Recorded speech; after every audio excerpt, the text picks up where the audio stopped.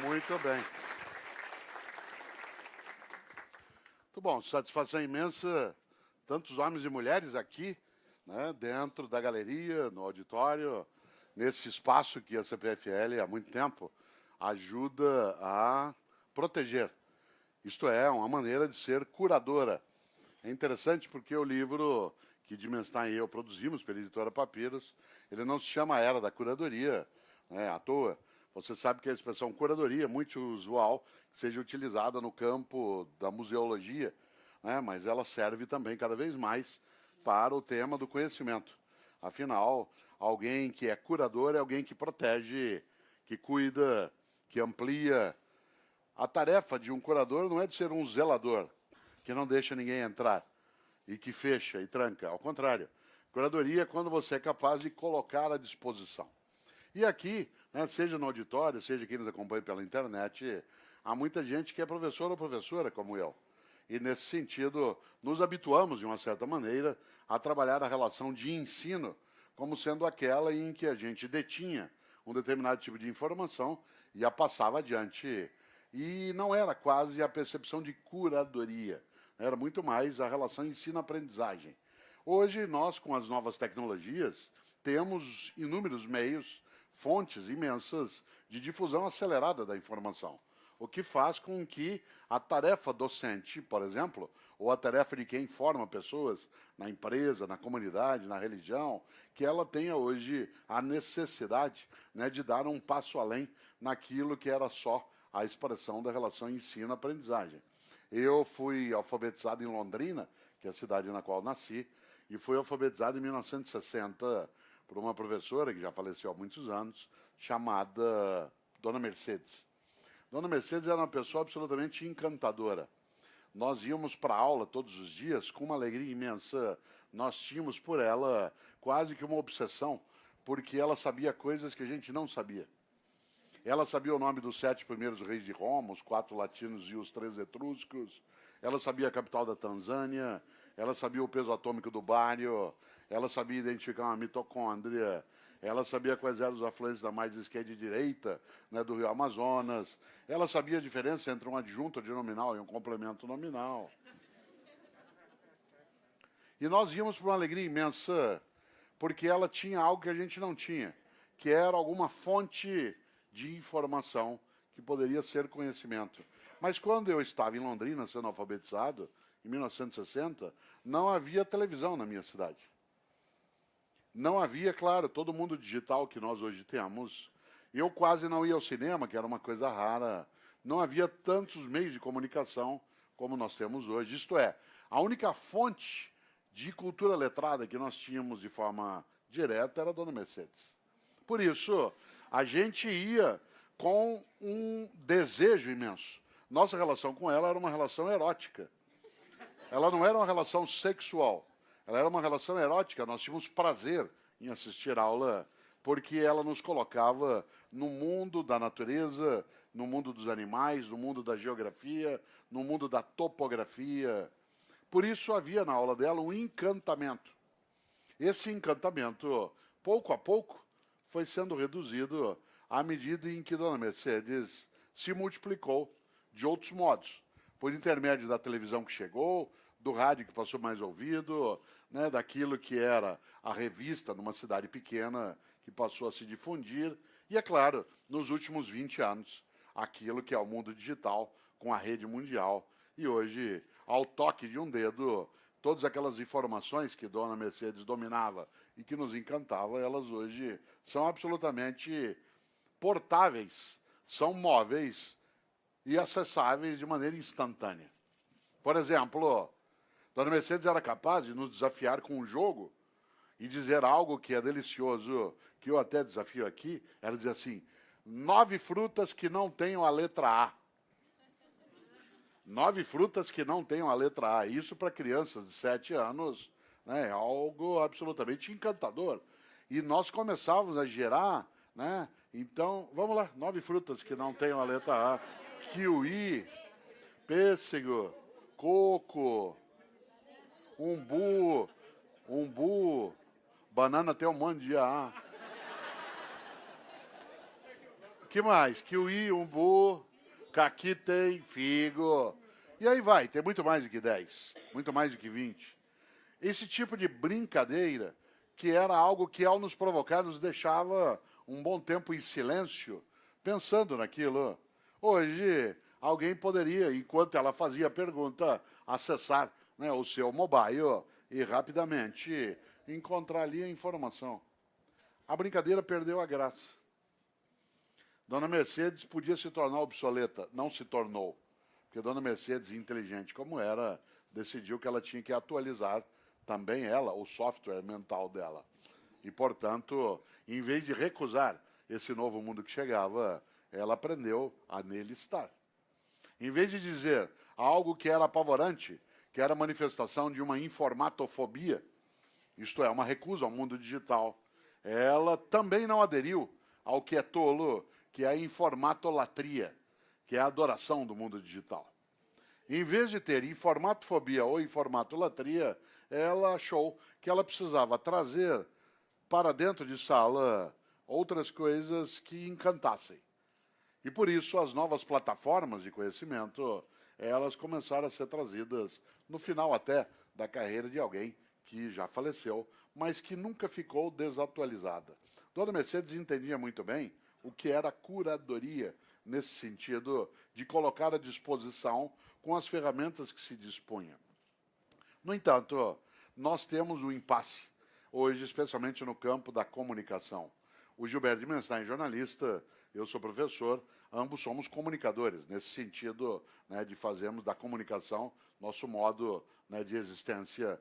E a comunicação, nos tempos atuais, ela exige que nós sejamos capazes de não mais apenas tornar disponível a informação, mas permitir que ela tenha qualidade, fazer com que haja mecanismos de seleção, auxiliar a construir critérios para a escolha. Porque hoje nós passamos o tempo todo por um tsunami informacional. Você, por exemplo, quando está aqui, quando nós estamos aqui, ou no auditório, ali na galeria, quantas coisas você não está sabendo que estão acontecendo? Há pessoas que, inclusive, ficam obsessivas enquanto ela não se conecta o tempo todo e fica sabendo coisas decisivas para a vida dela, como, por exemplo, quanto ganha um jogador de hóquei no Canadá, qual é o nome da mulher que teve trigêmeos no Paquistão, qual é o nome da criança que desabou dentro de um buraco, né, no Chile, qual é o nome do novo animal de estimação do ocupante da Casa Branca. São coisas maravilhosas que as pessoas se ocupam o tempo todo. Haja vista que, quando há algum tipo de interdição, né, das redes digitais, quando há, por exemplo, algum bloqueio de uso, ou quando acaba, né, a bateria, entre aspas, que em breve será uma coisa ultrapassada, mas a bateria de algumas coisas, muita gente entra em pânico, porque ela parece que está isolada, que ela está sem comunicação. Você pega uma das redes sociais e ela sai do ar. Isso leva muita gente a entrar em desespero. Como que eu faço agora que eu não sei o que a minha amiga está comendo nesse momento? Se a minha sobrinha deu os 3 passos iniciais, qual é a paisagem que eu estou vendo daqui onde eu estou? É interessante porque esse tsunami informacional, ele acaba soterrando a cada um e a cada uma de nós com coisas que não necessariamente têm utilidade. Isto é, que não importam. Mas isso não é exclusivo desse mundo. Porque a escola também soterrou você com muita coisa absolutamente inútil. Se eu perguntar aqui agora, para quem nos assiste, quem está aqui ao vivo, está no auditório, está na galeria, cada um e cada uma aqui estudou pelo menos 15 anos de língua portuguesa. Pelo menos. Se eu perguntar aqui agora, não vou perguntar, mas se eu perguntar qual é a diferença entre o adjunto adnominal e um complemento nominal, você já soube isso um dia? Nunca soube. Você decorou. Lembra uma coisa, conhecimento é inesquecível. O que é esquecível é informação. Não confunda informação com conhecimento. Informação é cumulativa, conhecimento é seletivo. Informação é cumulativa, o conhecimento é seletivo. Aquilo que você esquece não te importa. A palavra importar, e o livro tem um subtítulo, o que importa é saber o que importa. Olha só, a palavra importar significa levar para dentro, portar para dentro, importar. Tudo aquilo que você leva para dentro e fica contigo e que não vai embora é conhecimento. Há uma clássica definição, fazendo um parênteses, no mundo da arte, porque muitas vezes se pergunta o que é arte. Várias vezes o Café Filosófico trouxe esse tema à tona, com muita gente que lida no campo da estética, e vale trazer. Há uma pergunta clássica que é o que é arte? E há uma resposta que é muito comum, que diz, arte é tudo aquilo que sai com você e vai embora quando você sai do teatro, quando você sai do museu, quando você sai de uma exposição. O que vai contigo, não como furto, mas como apropriação. Olha a expressão, não como furto, mas como apropriação. Aquilo que você torna próprio, que você torna teu, aquilo é arte. A arte é o que vai contigo na hora que você sai do cinema. Você vai embora, na hora que o filme acaba. Conhecimento é o que vai com você quando você sai da aula, do debate, do programa. Interessante, porque a informação é cumulativa e o conhecimento é seletivo. Há pessoas que dizem que navegam na internet. Não é verdade. Uma parte não navega, uma parte naufraga. Porque para você navegar, você tem que ter clareza do para onde você vai. Para você navegar, você tem que saber por que é que você está fazendo aquele movimento.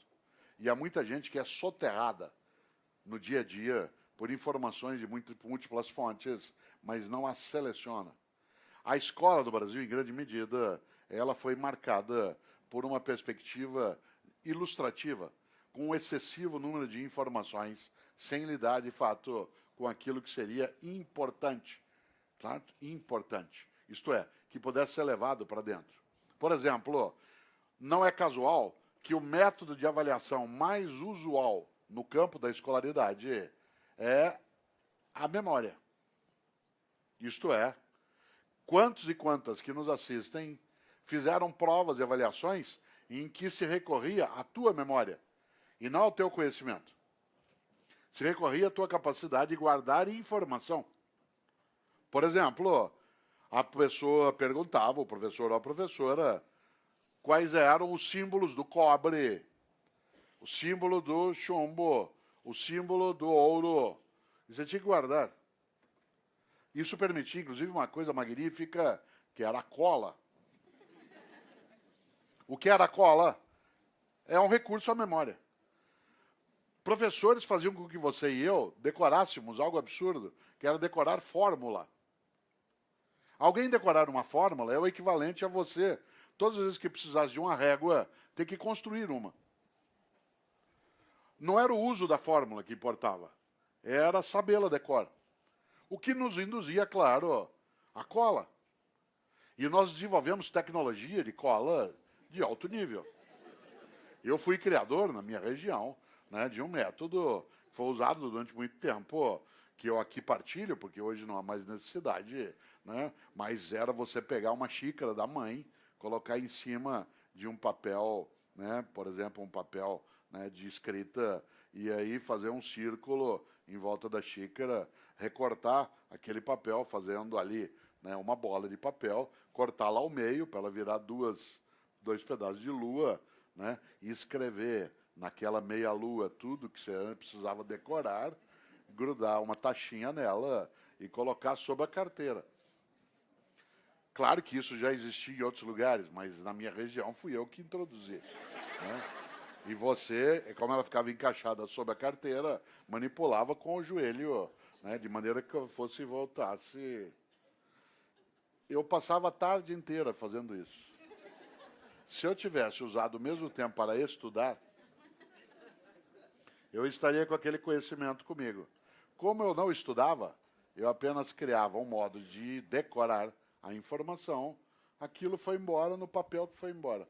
Pode até funcionar para você ter uma nota, para você poder passar em alguma atividade, mas não é conhecimento.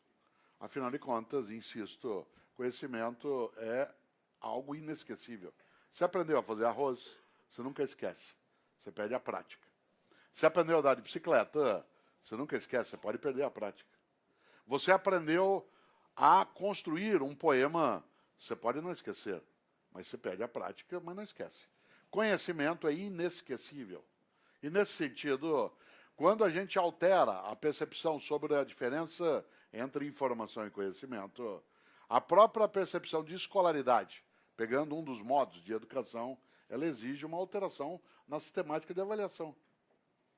Por exemplo, se eu trabalho com a ideia de conhecimento como aquilo que vai servir para operar a minha vida, fazê-la funcionar, o conhecimento como solução de problemas, o conhecimento como uma maneira de existir de modo mais consciente, mais nítido, menos alienado, a informação ela será só a base para o conhecimento.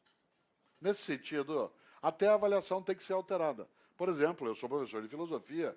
Durante muito tempo, quando eu dava aulas na graduação na universidade, eu nunca fiz prova sem consulta. Nunca. Nunca. Todas as minhas provas eram com consulta, inclusive eu admitia que o colega consultasse o outro colega. Por quê? Eu não jamais perguntaria numa avaliação o que estava escrito no livro, inclusive porque estava escrito no livro. E se já estava escrito, o que me importava que alguém dissesse que já estava escrito? Era só olhar o que já estava escrito. O que eu perguntava era a conexão daquilo com a vida da pessoa. E aí é claro que ela podia consultar o outro em relação a alguns conceitos. O conhecimento e a ciência se produzem coletivamente. E nessa hora você diz, ué, mas o outro podia ensiná-lo. Ótimo! Para aquilo é uma escola. Ah, mas aí você está avaliando de que jeito? Tem que alterar. Evidente? Se você observa, se fazia ali algo que era possível na área de filosofia. Não é todas as áreas que dá para fazer desse modo, como eu dizia.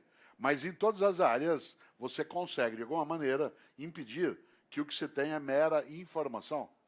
No ensino de medicina, no ensino de engenharia, por exemplo, para pegar duas áreas altamente sofisticadas, em termos de formação, a utilização de mera informação, fazer com que quem decore o nome e o número de todos os ossos do corpo humano, o que um estudante ou uma estudante de medicina já passou, né, por essa fase, sendo que a pessoa não tem a capacidade de identificar problemas do cotidiano, que ela não consegue distinguir uma patologia de outra, mas ela sabe o nome. Isso coloca uma relatividade em relação a isso. Aliás, volto a esse polo, né? Não me importa que alguém decore o que está no livro, o que eu quero é que ele saiba usar o que foi produzido. Por exemplo, se eu estava dando uma avaliação numa discussão em filosofia sobre natureza e cultura, que é uma questão clássica da filosofia, que volta para o campo da antropologia, o que é natural, o que é humano. Pega Levi-Strauss, que discutia, por exemplo, na sua obra, o cru e o cozido, a diferença entre aquilo que é mera natureza e aquilo que já é um mundo da cultura, que é o cozimento de alimentos, e assim por diante. O que é que levava alguém, e é uma questão séria no campo da estética, né? Por que um ser humano, quando terminou de fazer um vaso de barro, cuja finalidade era guardar água, ao terminar, enquanto a argila ainda estava úmida, um ser humano, um dia na nossa história, decidiu fazer um desenho na argila úmida. Desenho esse absolutamente inútil. Não cabe mais água por causa dele. A água não fica mais potável. Ela não dura mais tempo. Mas por que o primeiro ser humano, entre aspas, fez um desenho na argila? É deixar a marca. É a construção daquilo que é a nossa identidade. Um vaso não pode ser só um vaso. Ele tem que ser belo também. E o belo vem quando eu coloco a minha marca. Porque aquilo me importa. Ele vem para mim. Eu não posso, por exemplo, numa prova sobre natureza e cultura, perguntar apenas qual é o conceito de natureza de Aristóteles. Isso está no livro. Eu preciso lidar de outro modo com isso. Por exemplo, perguntar algo... Existe sanduíche natural? Essa é uma questão séria na filosofia. Você diz, é óbvio. Ah, é? Onde? Em que lugar a natureza oferece sanduíches? Ah, não, mas é que ele é feito por coisas naturais. E o que é natural num sanduíche natural? O alface por nós plantado? Ou ele foi objeto de coleta, estava ali, você foi lá, passou e pegou? Um pão feito naturalmente, com trigo plantado, moído, trabalhado. Maionese. Frango desfiado, absolutamente natural. Existe sanduíche natural. Isso é uma questão. Isso dá uma prova maravilhosa sobre natureza e cultura. O que é natural? O que é cultural? Interessante. Isso significa que você começa a lidar com as pessoas no cotidiano. E começa a fazer algo que a filosofia, como o ensino, precisa fazer, que é introduzir também a possibilidade da dúvida. A dúvida. A curadoria não é aquela que passa a certeza. A ciência se constrói, em grande medida, a partir da dúvida. Porque a certeza é reiterativa. Você fica dentro de onde já estava. É a dúvida que faz avançar. Será que isso é só desse modo? Como cantava Renato Russo, por que o céu é azul? Essas questões, que são questões infantis, num determinado momento, elas são exatamente o que faz com que a ciência dê os seus passos. Isto é, o indagar, o colocar questões.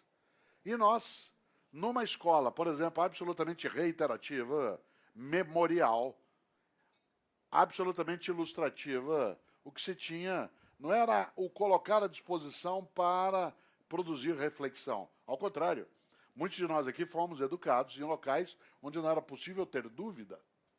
A dúvida era uma coisa feia. Por exemplo, um professor de física dizia, como disse Isaac Newton, atenção classe, disse Isaac Newton, os corpos se atraem na razão direta das suas massas e na razão inversa do quadrado da distância entre elas. Alguma dúvida? A sala entrava em estado de choque. De vez em quando, algum aluno levantava a mão e o resto da classe dava risada. Quando você tem que rir de quem não tem dúvida, não de quem tem. E aí a professora falava, oi? Professora, não entendi. O que você não entendeu? A explicação. Qual parte? Toda ela. Então presta atenção, menino. Os corpos se atraem na razão direta das suas massas e na razão inversa do quadrado da distância entre elas. Entendeu? Não. Olha lá, de novo. E aí ela repetia dando ênfase vocabular, como se o menino tivesse um problema de audição e não de compreensão. Os corpos se atraem. Por que ela não explicava? Porque ela não sabia. Por que ela não sabia? Porque eu também posso não saber várias coisas que ensino, porque aquilo não foi apropriado por mim.